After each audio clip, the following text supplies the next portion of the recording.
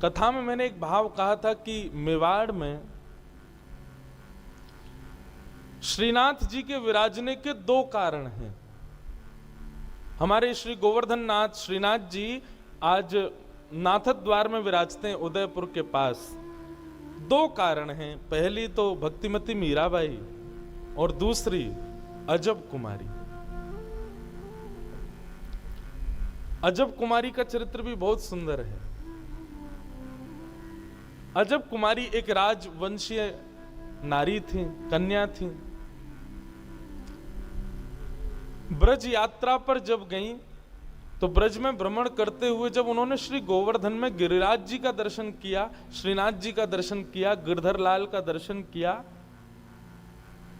दर्शन करने के बाद जब वापस लौट करके अपने स्थान पर गई तो ज्यों ज्यों अपने स्थान के समीप पहुंचे, ठाकुर जी से दूर जाएं, त्यों त्यों उनकी विरह वेदना बढ़े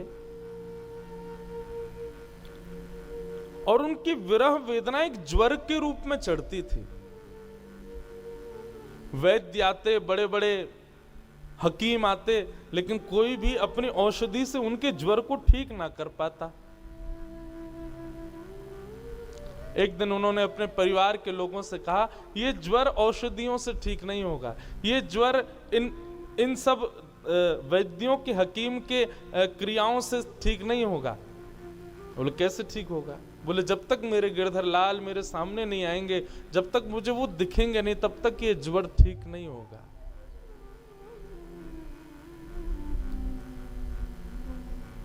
उनके पिता आदि जो राजवंशी थे, सबने कहा देखो हम तुमको दर्शन करने भेज देंगे, लेकिन सदा के लिए तुम ब्रज में रहो, ये आज्ञा तो हम नहीं देंगे।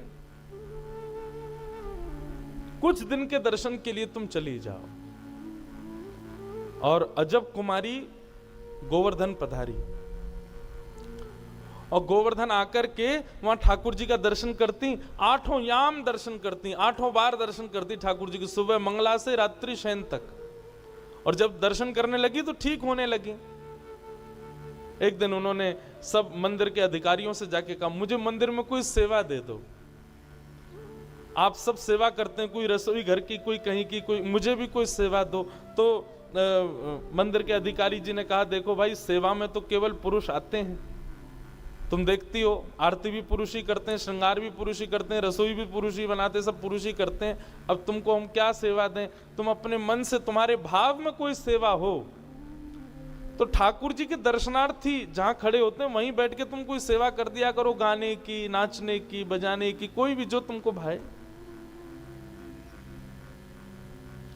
तो अजब कुमारी जो थी वो ठाकुर जी के सामने खड़ी रहती, बोली क्या सेवा करूं, क्या सेवा करूं। तब उसके मन में क्या आया कि मैं एक राजकन्या हूं और राजाओं में चौसर बहुत बढ़िया खेला जाता है।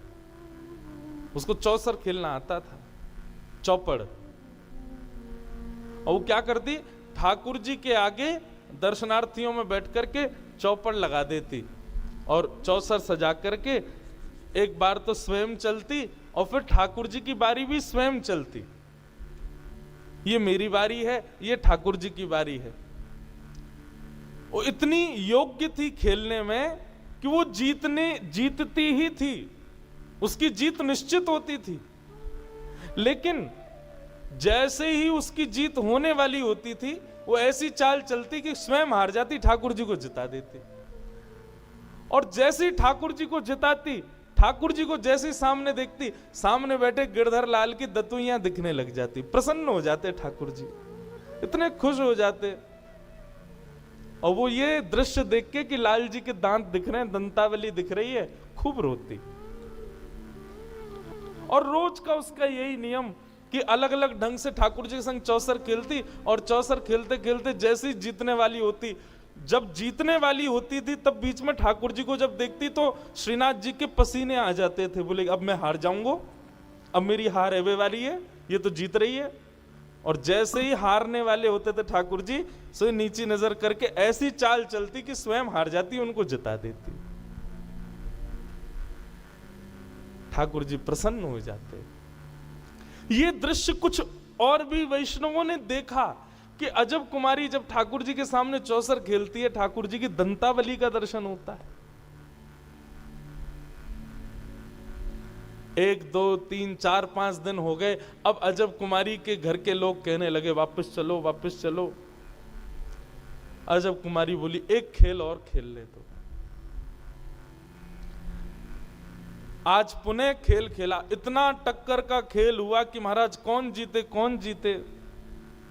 जैसे ही अजब कुमारी ने चाल चली तो अजब कुमारी की अगली चाल पर जीत घोषित होनी थी, और जीत होते होते होते होते जैसे ही उसने चाल चली ठाकुर जी को जिताने की, ठाकुर जी को जैसे जिताया, आज ठाकुर जी फूले नहीं समाये, क्योंकि आज तो जीतने के कोई भाव ही नहीं था। आज तो ठाकुर जी को पक्का था मैं हार जाऊंगा, लेकिन आज फिर अजब कुमारी ने जैसे जिताया तो आज ठाकुर जी हंसे नहीं, अजब कुमारी के सामने प्रकट ही हो गए। और प्रकट हो गए, अजब कुमारी को हृदय से लगा लिया। हृदय से लगा करके ठाकुर जी लिपट गए अजब कुमारी से, और लिपट करके बोले मैं तुमसे बहुत प्रसन्न हूं, मुझे बहुत अच्छा लगता है तुम आकर के मेरे साथ खेलती हो, बताओ तुम्हें क्या चाहिए। अजब कुमारी ने कहा जो मांगूंगी सो दोगे, वो तुम मांगने में देरी करोगी, मैं देने में देरी नहीं करूंगा। बस यही भाव जान करके अपने हाथ में ठाकुर जी का हाथ लिया और कहा वचन दीजिए कि आप मेवाड़ में विराजेंगे, ताकि मैं रोज आपका दर्शन कर सकूं, मैं आपसे दूर नहीं रह पाऊंगी। अपने अत्यंत प्रिय ब्रज को, जिसको ठाकुर जी एक पल भी विसारते नहीं है, जिसको एक क्षण के लिए भी ठाकुर जी छोड़ते नहीं है। हमारे ब्रज में कहते हैं ठाकुर जी जब मथुरा चले गए तो उद्धव से कहते हैं ऊधो मोहि ब्रज बिसरत नाही, मैं ब्रज को भूल नहीं पा रहा। इतना प्रेम ठाकुर जी ब्रज से करते हैं।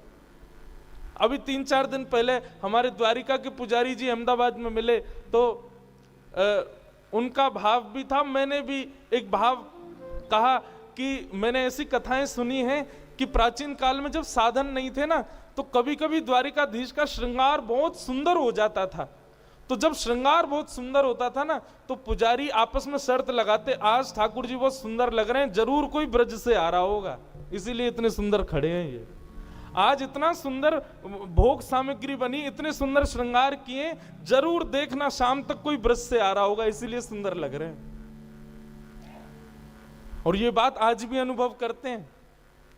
ब्रज का कोई ब्रजवासी पहुंचता है तो ठाकुर जी अलग ही दिखते हैं उस दिन।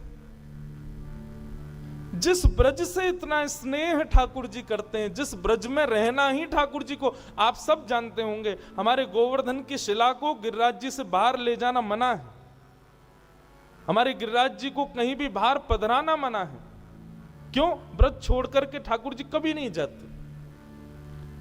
लेकिन अजब कुमारी को दिए वचन को पूर्ण करने के लिए मुगलों को ठाकुर जी ने बहाना बनाया, और उसी दिन से लग गए ठाकुर जी निकलने में, और आज भी मेवाड़ की भूमि पर श्रीनाथ जी विराज रहे हैं अजब कुमारी के लिए। तो कारण दो ही हैं। तीर्थ को तीर्थ भगवान की उपस्थिति नहीं बनाती, तीर्थ को तीर्थ भक्त का भजन बनाता है। या वो तीर्थ डाकोर जी हो, या फिर वो तीर्थ हमारा नाथद्वार मेवाड़ हो।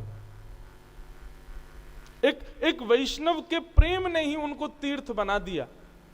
आज जहां लाखों करोड़ों लोग जाकर के अपने पुण्य के भागी बनते हैं, प्रेम के भागी बनते हैं, भक्ति के भागी बनते हैं, ठाकुर जी की उपस्थिति से तीर्थ नहीं है, वैष्णव की वैष्णवता से तीर्थ बनता है।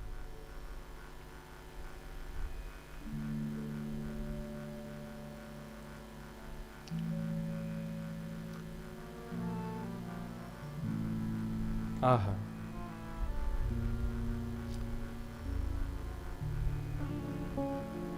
बाईसा